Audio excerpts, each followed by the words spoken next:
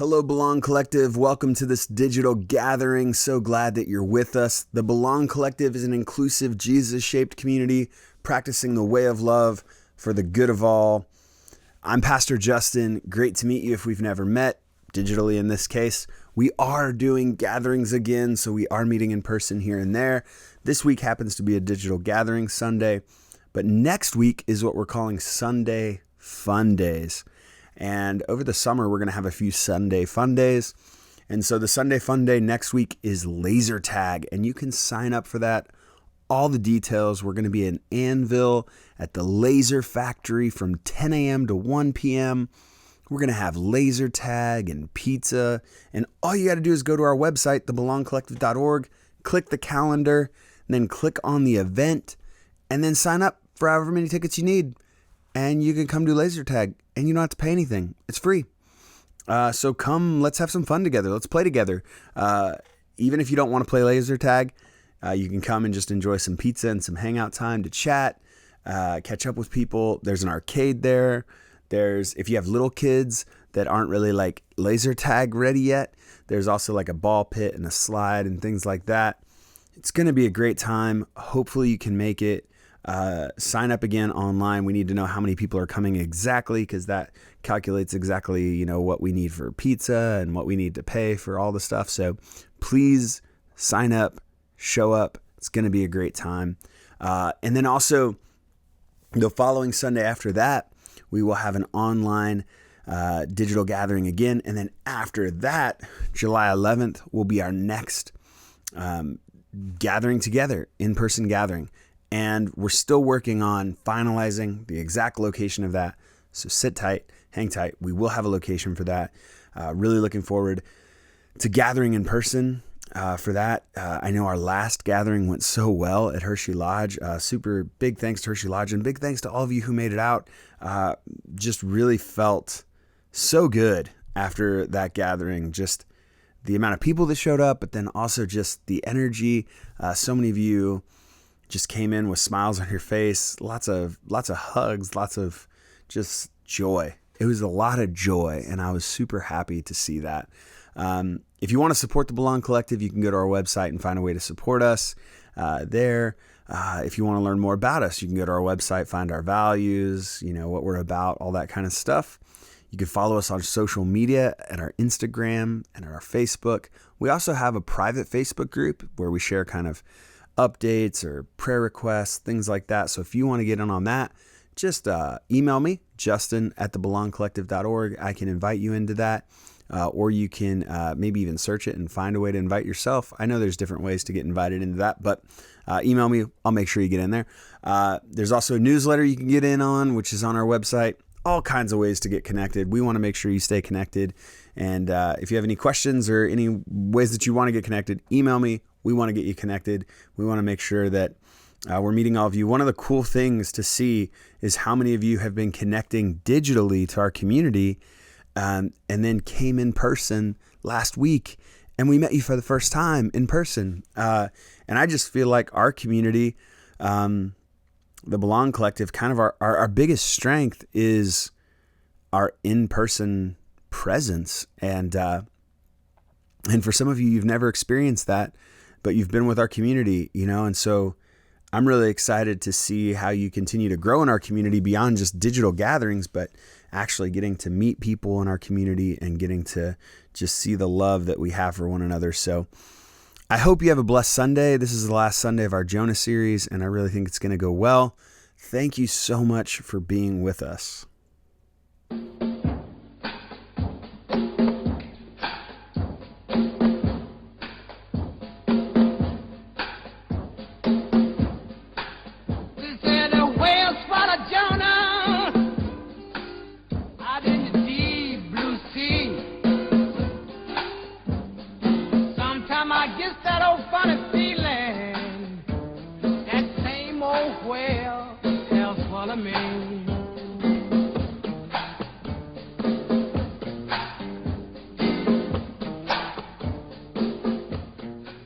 All right, so we are continuing our series on Jonah. So if you haven't been with us, let's go through a little bit of a recap of the Jonah story. Jonah's called by God to go to Nineveh. He runs the opposite direction, boards a ship. There's a storm, thrown overboard.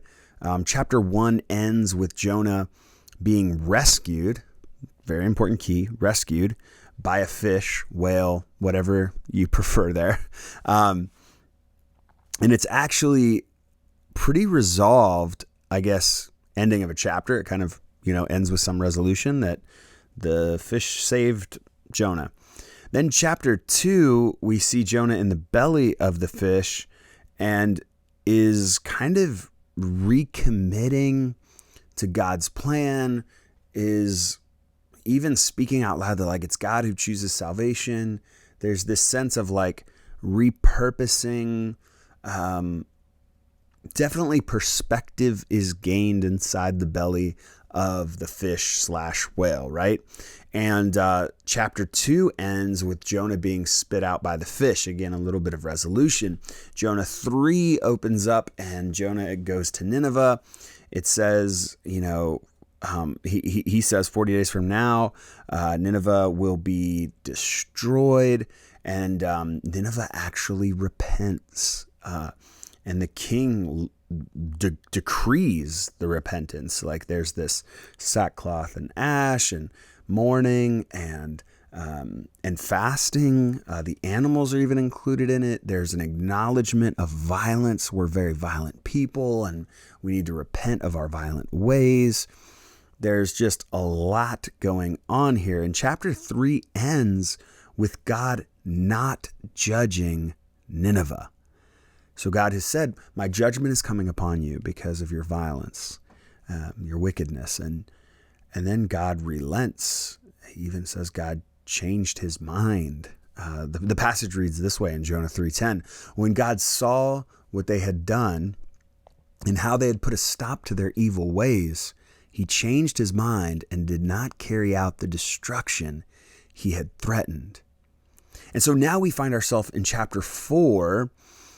Everyone's responded. Nineveh responded to Jonah and to God. God responded to Nineveh. And now there's the story could just end here and we would have resolution. Jonah did his job, went to Nineveh. They repented. Oh, hooray. Celebration maybe even. Or even we don't get a celebration, but we just get the end of the story and we're like, look at that. Jonah ran the opposite direction, but when he came in to really go the direction that God called him to, ultimately it led to the saving of an entire city. And this is a huge city, a capital city. And it led to many people who were harming other people, changing the direction and the course of their lives, of the violence that they treated others with. There's so much good in this story if it just caps off right here, but it doesn't. I would say this. The story of Jonah is about chapter 4, which is what we're about to read. That's the point of the story. Now, I want to say that again. Chapter 4 is the point of the story. Everything else up to this point is just setting the table so that we can see the purpose and greater picture of the story. I really believe that is the case with this story. So how does it open? Well, let's read Jonah 4:1-3. It reads this way. This change of plans, again, God's change of plans, greatly upset Jonah, and he became very angry. So he complained to the Lord about it. Didn't I say before I left home that you would do this, Lord? That is why I ran away to Tarshish. I knew that you are a merciful and compassionate God, slow to get angry and filled with unfailing love. You are eager to turn back from destroying people. Just kill me now, Lord. I'd rather be dead than alive if what I predicted will not happen. Wow. So Jonah is angry because God has chosen to save Nineveh. Think about that for a moment. He was pretty, pumped in some way to bring a word of judgment, but really not happy when that word of judgment isn't what actually is going to happen. Maybe he feels a little ashamed that what he predicted in 40 days, there will be destruction of the city. Like maybe he feels like people aren't going to see me as a real prophet now that this isn't going to happen because you changed your mind. But it seems like it's even deeper than that, because it seems like he knew ahead of time that God was going to be gracious in this circumstance. See, early on in the book, it's easy to infer or even consider that Jonah's running the opposite direction out of a hesitancy to interact with the Assyrians, the Ninevites. Like, these people are brutal people. You don't want to go talk to these people. You don't want to be around these people. These people will kill you. They're just, in every context we can kind of peel back, like they are incredibly violent and brutal people. So you initially think, okay, Jonah's running for self-preservation. Like he's like, God, you don't know these people. These people are the type who, don't take prisoners. Like, I'm dead if I show up telling them that they're, in 40 days, their city's going to be torn down. Like, I'm going to be murdered. So you think it's self-preservation that leads him that direction. But instead, he tells us now that the reason he went that way to go to Tarshish was not because he feared his own life, but because he feared that God's love and patience. He literally says God's unfailing love, his slowness to anger, may actually provide grace to these people. It kind of reveals something right here at the start of Jonah 4 about Jonah's heart, right? When religion is our God, we often miss the heart of God. Let me say that again. I think this is a good point, number one. When religion is our God, we often miss the heart of God. When religion is our God, we often miss the heart of God. Wouldn't it be so exciting for Jonah to see a revival in Nineveh, to see people turning from their wicked ways, to see God's grace and love on display? But Jonah is seen as a religious leader, and this is really important to him. And ultimately, when it comes to religion teaches that God is faithful if you do the right things, if you say the right things, if you believe the right things, if you act the right way. Like, religion teaches us all of these things, but here's the deal. Relationship reminds us that God is actively seeking those that are the farthest away, and that God sees all of his creation as image bearers. Like, all people are image bearers. No one is given up on. So Jonah is very angry because this doesn't compute with religion, with the religion that, creates categories and says someone is hopeless and too far gone for grace. Like, Jonah's angry because these people deserve God's wrath. They are the ones who deserve it. And so we see the real reason Jonah ran. Like, it's this plot twist moment of the book in chapter 4. And he says, I'd rather be dead than alive if what I predicted will not happen. And what I think is interesting is that Jonah here says, if what I predicted will not happen. You could call that semantics, but Jonah's centering the story on himself here. He's worried about his reputation. What if what I predicted doesn't happen? Well, what if you get to be the prophet who reveals that God can change his mind for the purpose of grace and goodness and mercy and an unfailing love? What if you get to be the one who reveals that? But when you're tied up in the religious system, you can so quickly miss God. And we see in chapter 4, Jonah is really upset about this. so much so, like he's so upset that the Assyrians would like receive the grace and mercy and compassion of God, that it's so bad. Jonah said, I would rather die. Just kill me. I want to die. I want to die. It's a very interesting swing, just right in the first 3 verses. Here's the next 2 verses. The Lord replied, is it right for you to be angry about this? Then Jonah went out to the east side of the city. Okay, just real quick. Jonah does not respond to that question. Then Jonah went out to the east side of the city and made a shelter to sit under as he waited to see what would happen to the city. God likes to ask questions because it often reveals the heart, right?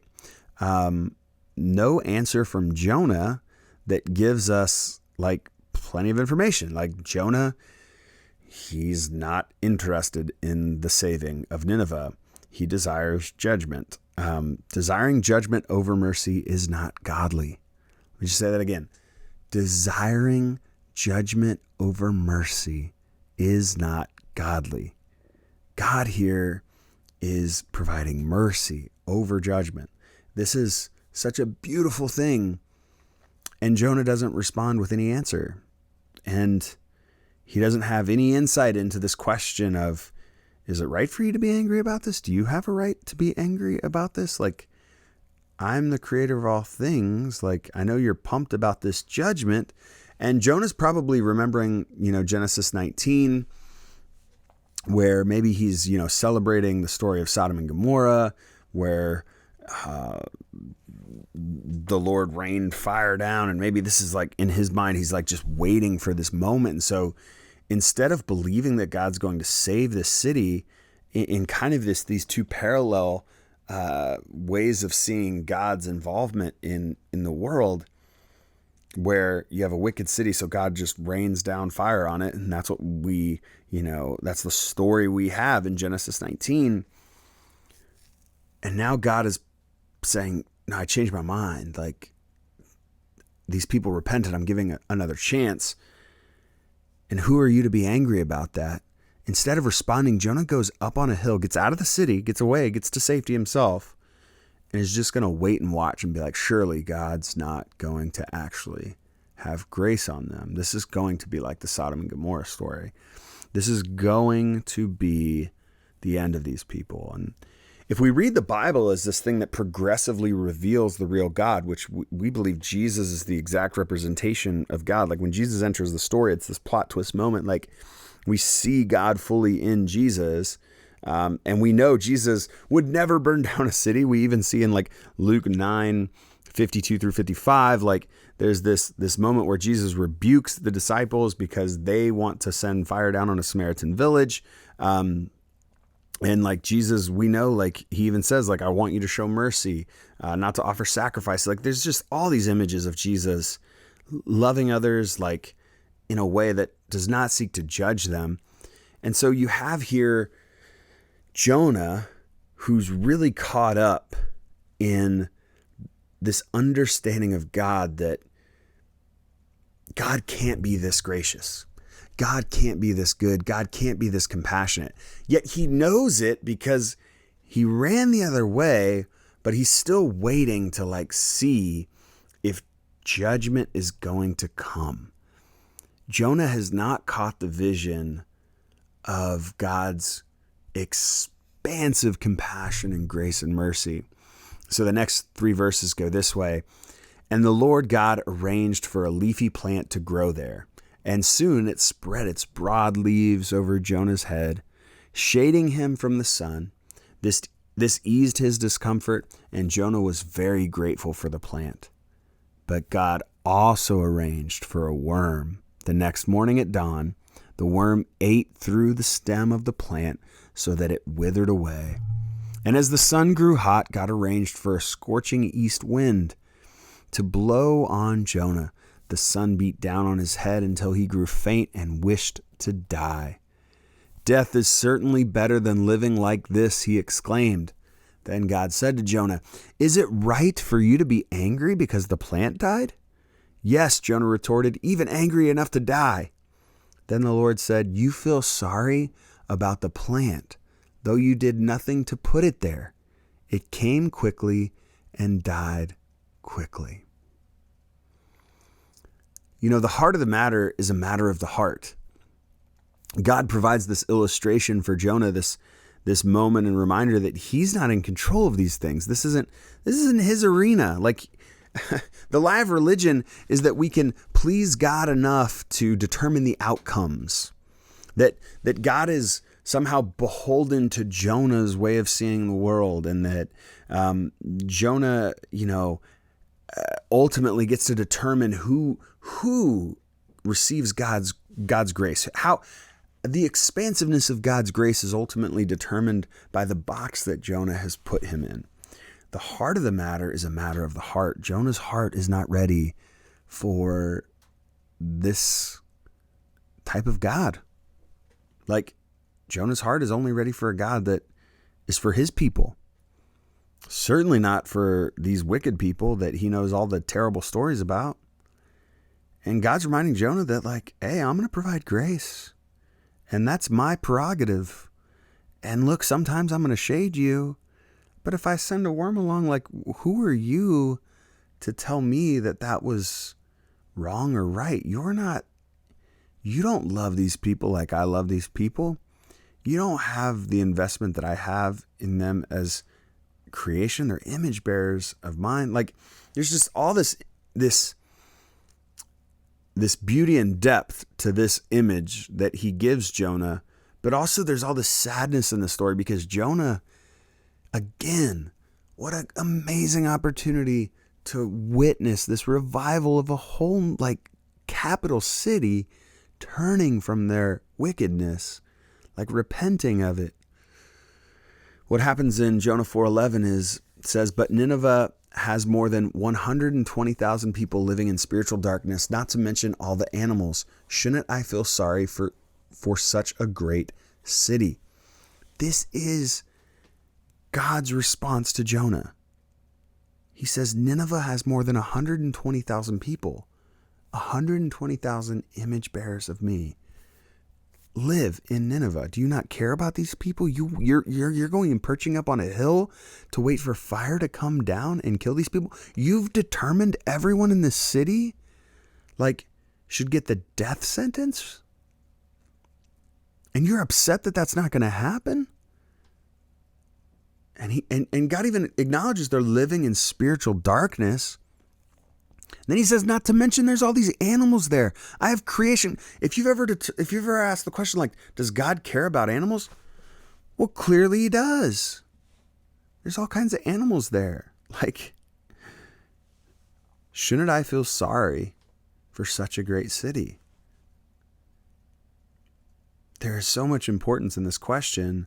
This unresolved story often reveals the tension that's within even us, right? Like, there's a desire for things to be resolved and, neatly tidied up, like, especially Bible stories. I think we want it all, like, handed to us perfect. Yes, A and B and equals this. Like, but this story, like, it's messy and it's broken, and, like, we see it existent within Jonah's spirit and heart, but we also, like, are like, wow, this reveals something even to us. Like, are we putting limits on God? Are we expecting God to judge when God is ready to, like, look upon even people living in spiritual darkness with, like, immense grace? Have we already, like, wrote off people who ultimately God is ready to be gracious and patient and loving with? Like what? Who are we going to be? Are we going to be Jonah, who goes and sits up on a hill and waits for judgment to pour down on people we disagree with, or people who even cause deep harm? Like, I mean, there's probably even a cancel culture metaphor in here. Are we just going to cancel people, like, and just say they're done? I'm going to burn them up. Like, there's nothing else good they can do in the rest of their life. Like, or are we going to believe that, like, redemption is possible even for evil people? And are we going to partner with God in that adventure? For like redemption's a hard thing. That's a process. And I think it's beautiful that God asks all these questions. Like, shouldn't I feel sorry for such a great city? Like, shouldn't I feel concerned about the fact that there's 120,000 people in there? Like, shouldn't I feel concerned about the fact that there's animals there? Like, when you look at anyone, no matter how awful, wicked, or evil, maybe God's asking you, like, that person is living in spiritual darkness. Shouldn't I feel sorry for them? Shouldn't you and I together in partnership be patient and loving and gracious toward them? Like, how are we going to answer that? Like, this story ends in such an odd and abrupt way with a question from God targeted at Jonah, but dare I say, I think it's targeted at us. Like, how are we going to respond, right? Like, shouldn't I feel sorry for fill in the blank? Like, shouldn't God, like, have grace and mercy? Like, God is inviting Jonah to expand his borders of what he's determined, who's in and who's out, who has access and who doesn't have access. Like, we have some choices to make. Are we going to be the person sitting on the side of the hill waiting for the fire to come down from heaven to burn someone up? And whatever that looks like, whether that's just us giving up on somebody, whether that's us deciding that, like, we're so right and they're so wrong. Like, I don't know, like, there's all kinds of ways we sit on hills and make judgments about other people and even desire that God would bring judgment on them. I'm sure all of us, if we really took the time to do the inventory, we could find the ways that we go about this that are unhealthy, and maybe even claim that, like, what we're doing is godly, because I'm sure Jonah thinks that. Jonah does think that.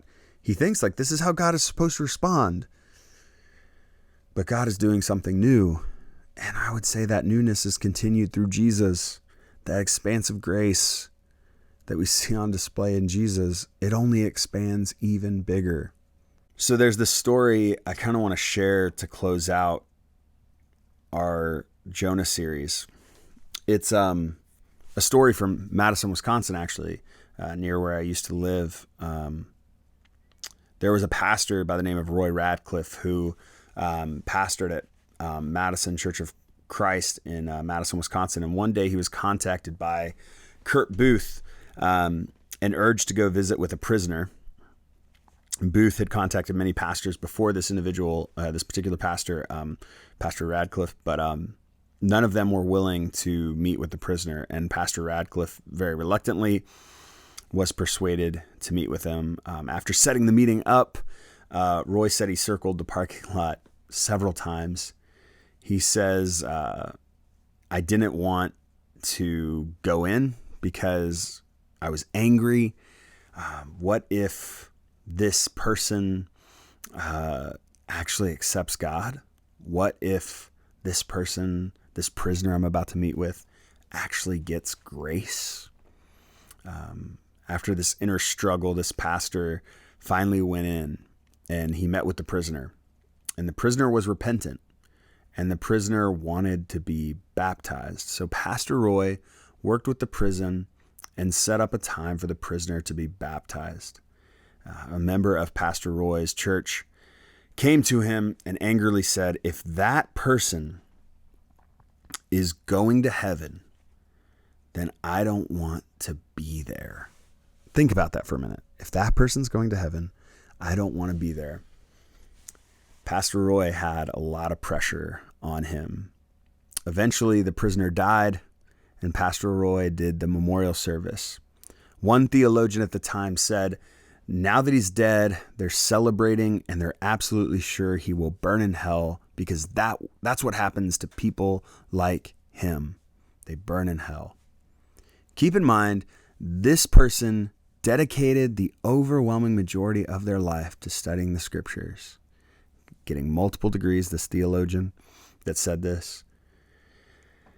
Being Christ in a broken world, like if we're called to follow Jesus and be Christ in a broken world, it often means we'll be broken. And this pastor is trying to embody like loving people like Jesus while even being criticized by his own members and by these public theologians because he believes the gospel is expansive enough even for this prisoner.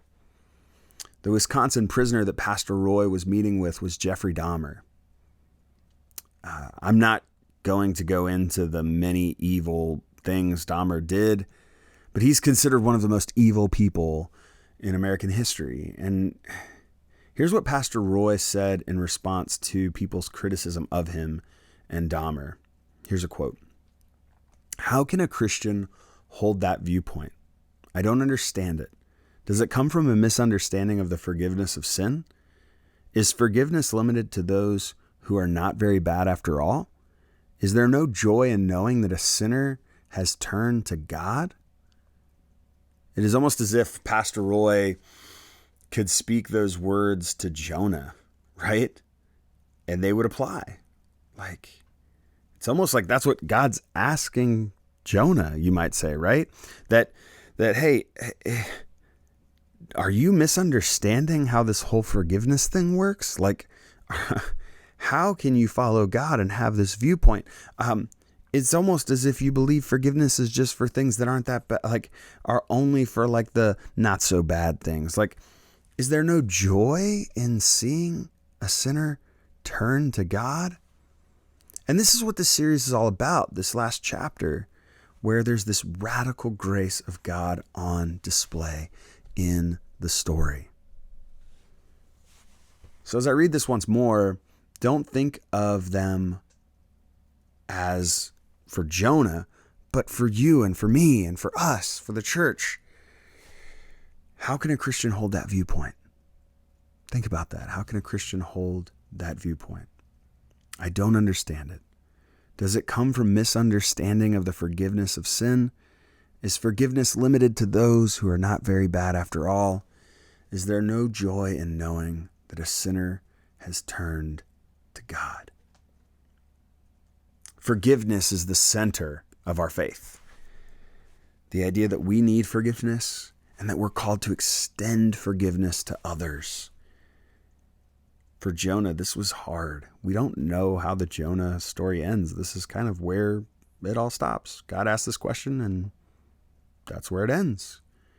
And so the lack of resolve reminds us that even within our own spirits, we can have this lack of resolve within us, that we tend to pull toward this religious thing that sets up boxes and expects God's judgment to fall on people that we disagree with or that we maybe even know are doing harm and evil in the world, and maybe we don't believe grace is big enough for them. But here's the deal. That's not the way of God. That's not what we're called to. We're called to something greater. We're called to believe that God can redeem even the most broken of things, even the most evil of things, even those people who are in spiritual darkness, that they can be liberated. And wouldn't we want to celebrate that? What a beautiful thing to celebrate. So may we be the type of people that love so deeply that we would celebrate that. Would you pray with me? Good and gracious God, make us the type of people that believe in the expansiveness of your forgiveness and your grace and your redemption. That we would have an imagination and a belief that you can redeem even the most spiritually dark places. That your power is even that great. That you can redeem the stories where brokenness has been so prevalent, and that ultimately you can even use us in that process, that we get to be these co-conspirators of sorts of your grace, of your expansive grace. We get to extend that to our community, extend that to the people in our world. And when we do that, we see amazing transformation, not just of people, God, but of entire communities. As we're reminded, even in this story, you care about the animals in this story. God, you care about all creation, and you call us to care the same way, not to sit on hills and wait for fire to fall down from heaven, but to believe and hope that you can redeem something. Ultimately, that you are here to save that which is lost. And so save us in our own lostness, where we tend to go sit up on a hill and we're lost as religious people. Or maybe where we tend to be the type of people that are lost in a city in the ways of violence or in ways of other ways that we live in spiritual darkness, God. Whether we live in spiritual darkness on the spectrum of religion or on the spectrum of being far from you in a different way, God, however we need saved, God, would you save us? And would you ultimately even redeem us enough to be used to go out and spread your love, spread your grace, and spread your redemption to others. In the name of Jesus, amen. Hey, so thanks again for being with us this Sunday. A reminder, next week is laser tag. Don't forget to go sign up right now, secure your tickets. We're going to need those ASAP so that we can make some decisions, so we can calculate all the numbers. So go do it now so you don't forget, and you can come next week and play some laser tag. It's going to be really fun. I'm going to love running around, being rambunctious like a little kid. So yeah, it's going to be fun. So sign up now, and we'll see you next week.